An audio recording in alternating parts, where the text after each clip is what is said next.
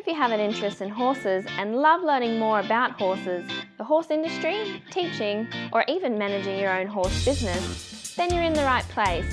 We would love you to join us on our mission, which is to improve the lives of horses around the world through the education of riders, handlers, and trainers. So get comfortable, listen in, and enjoy.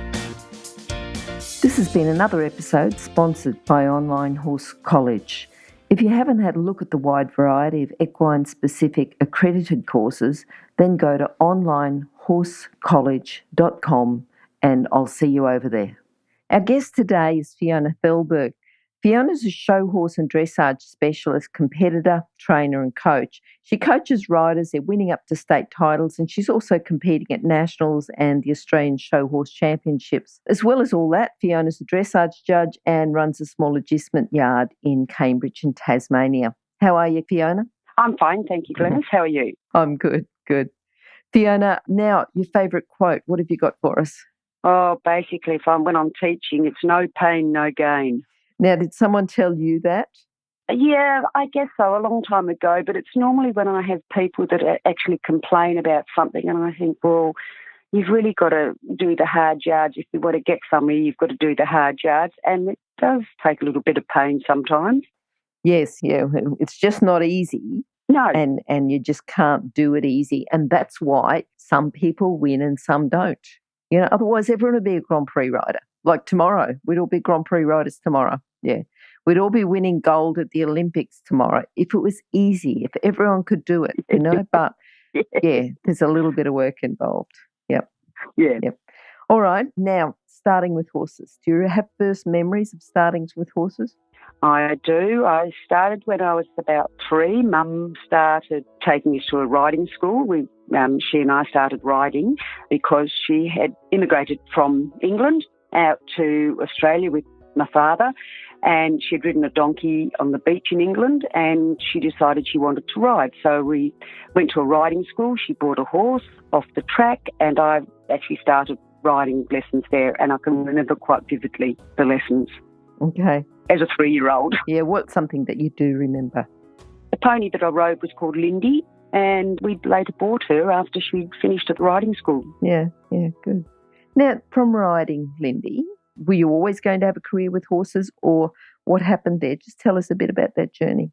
I think we actually fell into it because after we'd been to the riding school, Mum and Dad decided to buy a property, and it was called Gillingbrook Riding School, and it actually started a lot of people riding from Tasmania years and years ago, and those even people that have gone to the mainland started at Gillingbrook. Mm-hmm. And we started there. I was 6 when we bought that, or Mum and Dad bought that, and progressed.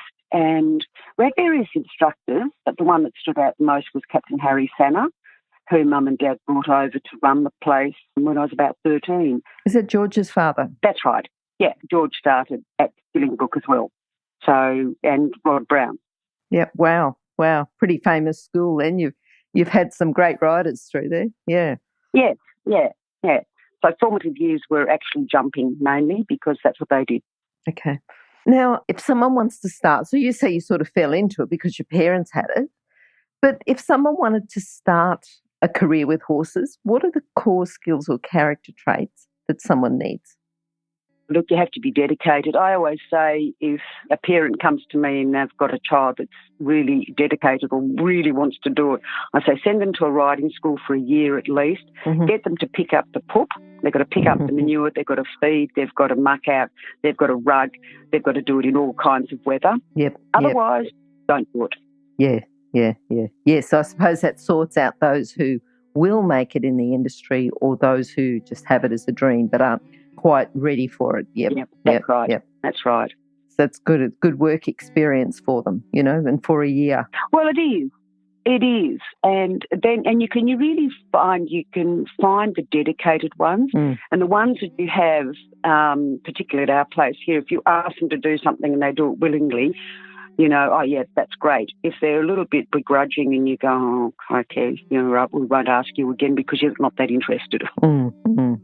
And it does sort people out, you know, it does sort them out and gives them the opportunity to decide for themselves if that's what they want to do or not. Yes, exactly. Exactly.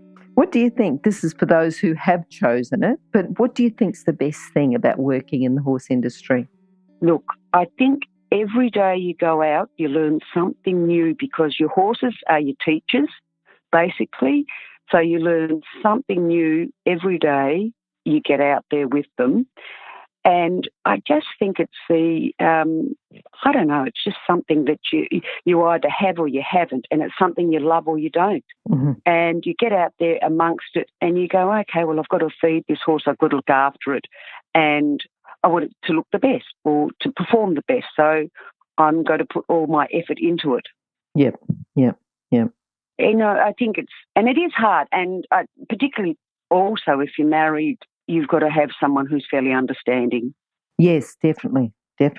And I think that needs to be decided sort of fairly early in the relationship, doesn't it? Definitely. Yeah. Yes. Yeah. Yes. Okay, now I'm sure that Captain Santa would have had a huge influence on you. Has there been anyone else?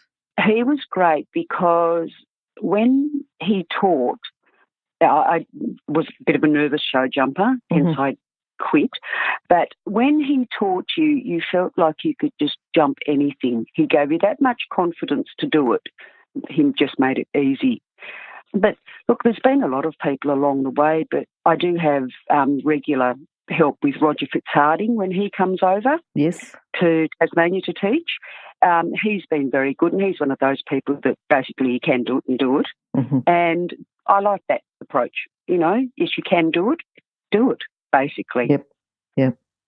Yes, he's got to have a good judge. He is a good judge anyway of what you're capable of doing and what the horse is capable of doing. Yeah. Exactly right. Yeah, exactly. And you've got to have someone that will say to you, yes, your horse can do this, or no, the conformation's not right to do it. If you've got someone who's honest enough with you too, to say that, it's another boost as well. Yep. Okay, now what about horses who've influenced you? Have you got a particular horse, or have there been a few who've influenced you? Definitely. The one that taught me the most, I was 15 and his name was Debonair. He actually came from Victoria at the time, and I can remember riding him back from a lesson with Captain Santa.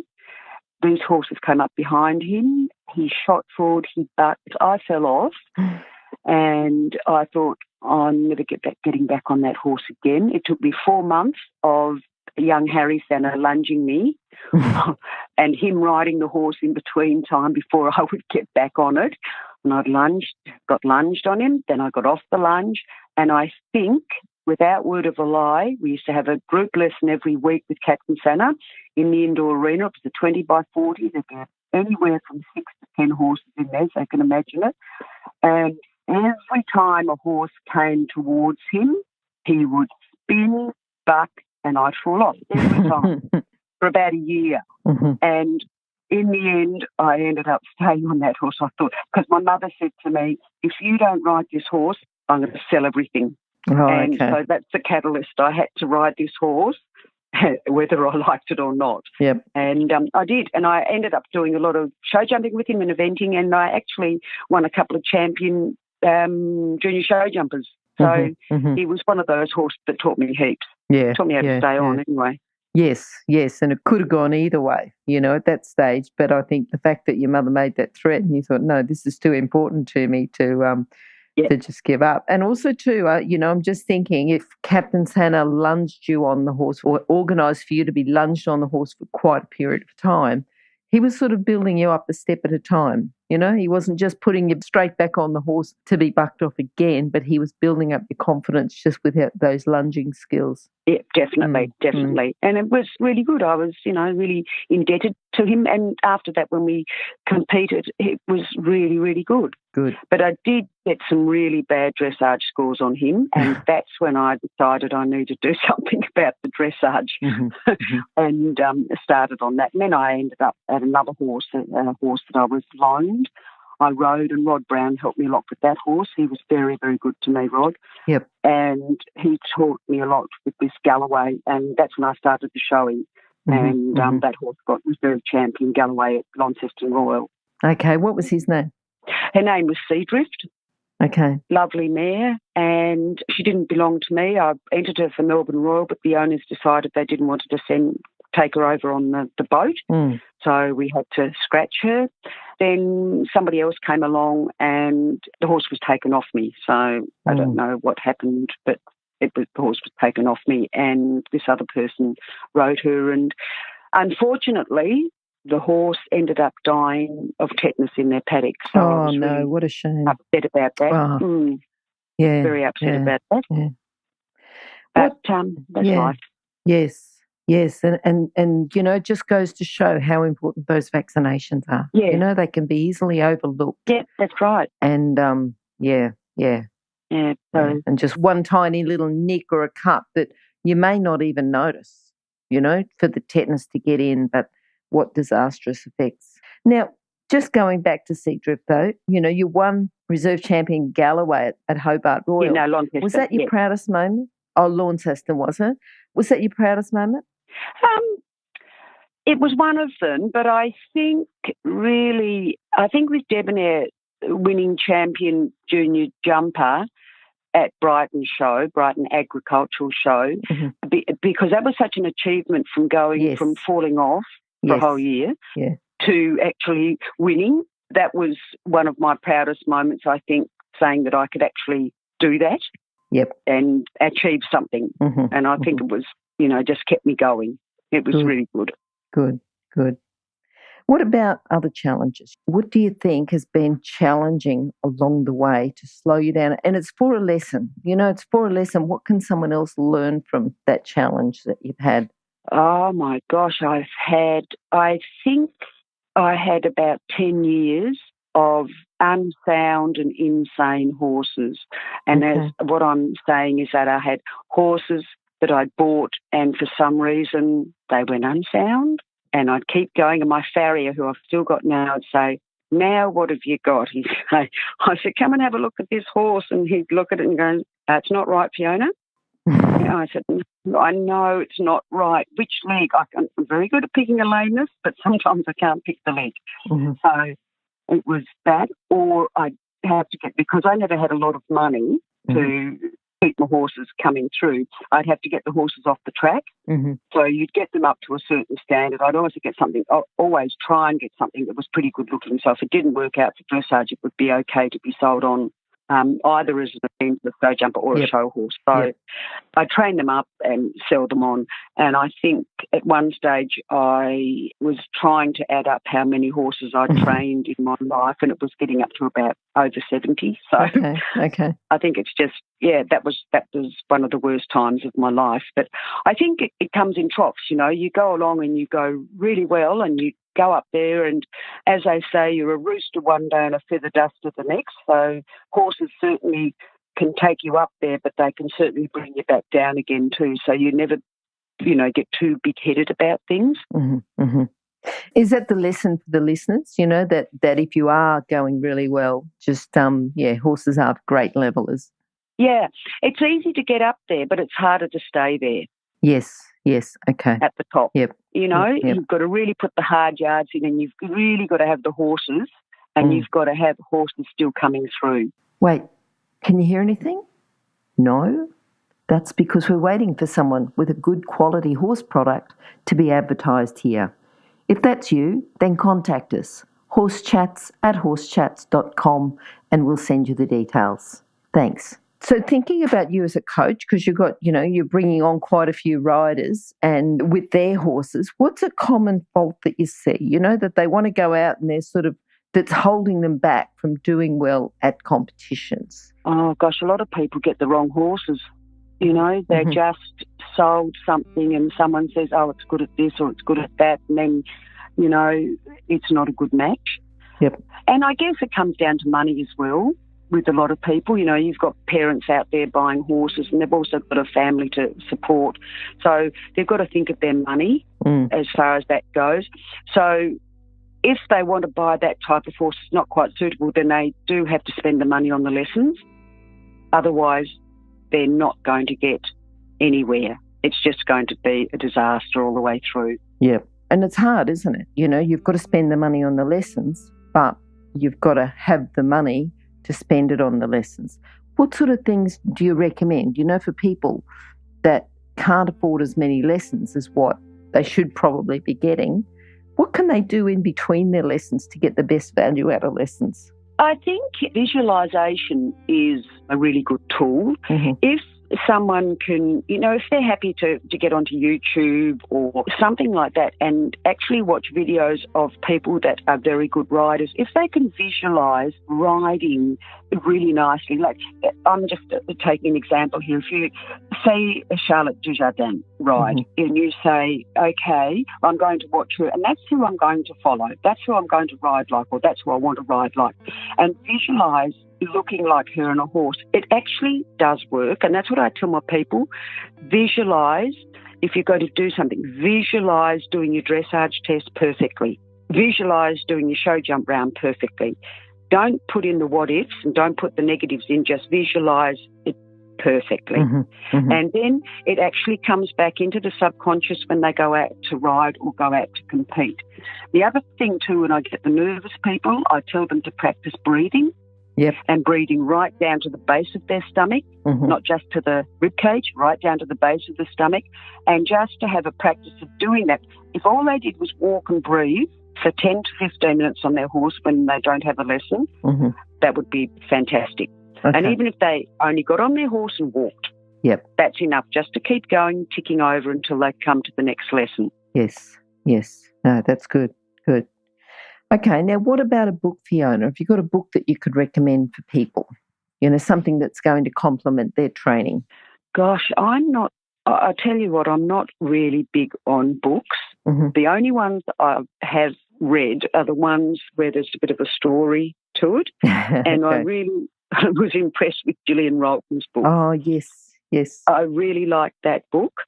And I think there's so many books out there, and what they say in the book is never how you get out there and say, well, my horse doesn't do that. And if I'm doing what they say, I'm still not doing it right, because you've got to have those eyes on the ground. Do you remember the name of that book, the Gillian Rolton book? Oh, gosh. I can't remember it. It was one that she wrote after the Olympics with Peppermint Grove. Yeah, look, I remember the book because I had a student here who, English is a second language, and his English was not particularly good when he arrived. It's certainly better now, and it's much, much better now.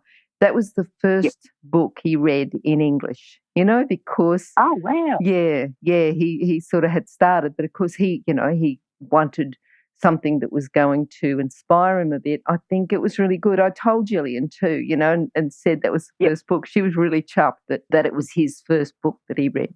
And remember, you can find all the books recommended by our guests at horsechats.com/books.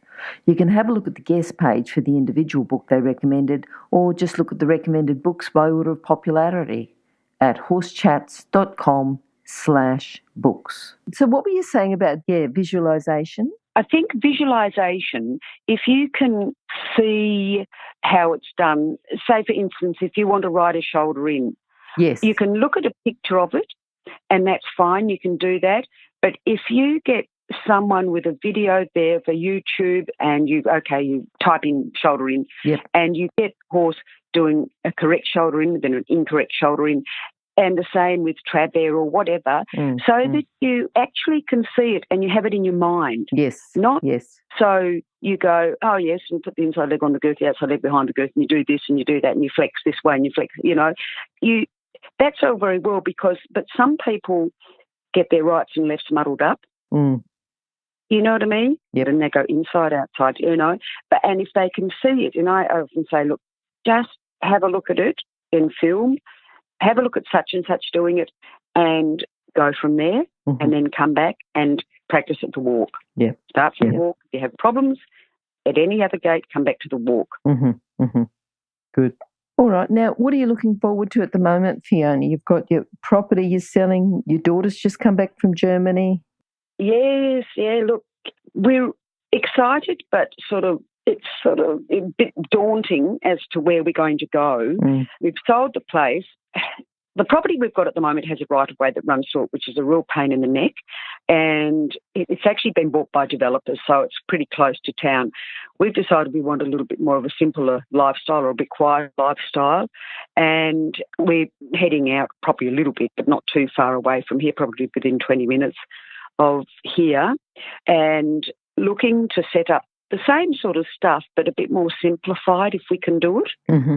And looking forward to that. And I would prefer different paddocks. At the moment here, it's a little bit sprawled out. Some paddocks are too large, some paddocks are too small, et cetera, et cetera. So I just want to make it a bit different than it is now. Yep. But we're looking forward to that. And my daughter, she's just come back from Germany. She's been over with Warwick McLean and learning.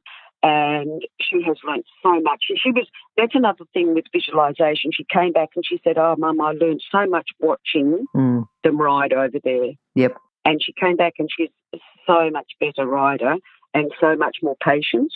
And it was a very big learning curve for her. So she spent 8 weeks there, and she'd like to go back again at the end of the year for a month. So hopefully she can maintain it. Yeah, good. All right, Fiona, in a few sentences, can you summarise your philosophy with horses?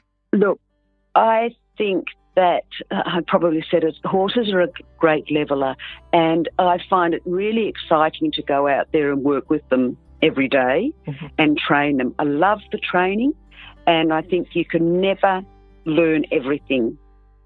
You go out there every day and you get as much knowledge as you can from that horse, and that horse will teach you. And you go on and you go step by step further and further. And if you can get someone who's a good coach with eyes on the ground, you can learn so much, and it is just fantastic. It's just overwhelming to get out there and to get a really good ride on your horse, and you go, this is it. This is fantastic. Yep, that's good. Okay, Fiona, how can people contact you? By mobile or email. Yep, 0409 978 904, and email is fiona.fehlberg, FEHLBERG, the number 6 at bigpond.com, and via Facebook. Okay, now Facebook, Fiona Fehlberg? Yeah, just Fiona Fehlberg. Yep. Brilliant. And I've got a webpage at Cambridge Equestrian as well. All right, that's good, Fiona. I've enjoyed talking to you. I sort of half expected you to say, about your property, but that's good about taking down fences. It's almost like you can get a bulldozer in and redo it, but you're not, because you're selling that and then you're moving on, and you can say, right, I'm starting from scratch. So, just being able to do that itself is a bit exciting. Yeah, set it out the way we want it. Yes. Yeah. And rather, because the property that was here, my father started, and the paddock was huge, so it was all different 40 years ago. So sure. We just wanted a fresh start and see how we go from there. Okay, thanks, Fiona. It's been great talking to you, and hopefully we'll catch up again sometime soon. Terrific. Thank you very much. Now, if you're still there, you probably know that I'm absolutely passionate about education within the horse industry. That's why I host this podcast. My other venture is Online Horse College. Have a look now at onlinehorsecollege.com, and I'll see you over there. Remember that our comments and instructions are general in nature and do not take into consideration your individual horses or your individual ability and circumstances. If you enjoyed this podcast, then please leave your comment below.